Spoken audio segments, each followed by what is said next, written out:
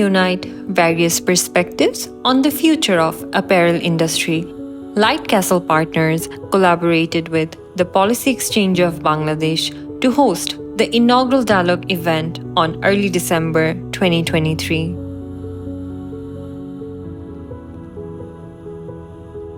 The event centered around discussions on circularity, decarbonization, and competitiveness in the apparel ecosystem.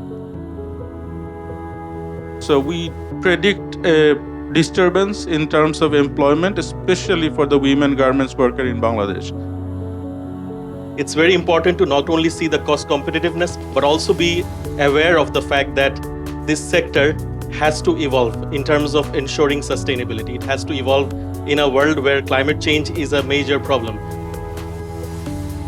Bunon 2030, as it focuses on the advancement of RMG, it brings together the focus on a number of critical areas. Impact of technology in RMG, shifts in the global supply chain as a result of many factors including geopolitics, Bangladesh's own advancement through the LDC graduation, and of course the global green growth imperative to which today's issue is intrinsically linked. So if H&M Group wants to achieve 56% emission reduction by 2030, it has to do most of its job by 2030 in countries like Bangladesh. Subsequently, a moderated panel discussion ensued featuring prominent representatives from the apparel sector. The panel discussion also included key figures from the industry. We don't have enough recycling plants. The availability of waste is not there in Bangladesh properly. We are working aligned with what actually the brands are working for. They reduce the water footprint, especially that we are talking about green energy and everything. But right at the moment, solar panel import duty is 26% and solar inverter import duty is 37%.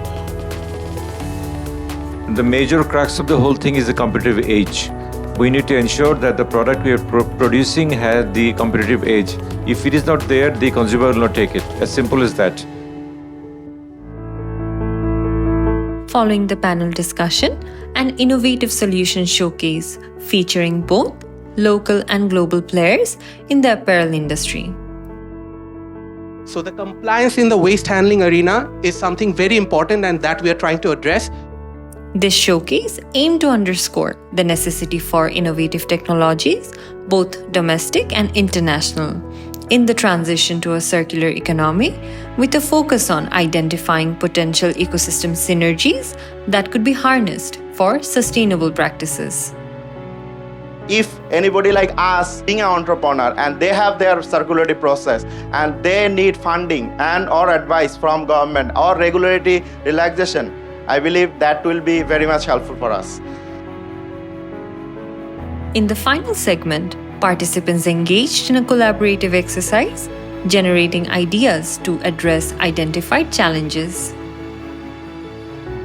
This recycling issue, we are not really promoting it as much as we can. It's not something that saying is good enough. It's something that we have to prove it that we have reduced 56%. Whole supply chain, the value chain needs to be made sustainable. It's not only the factory, it's not only the one entity.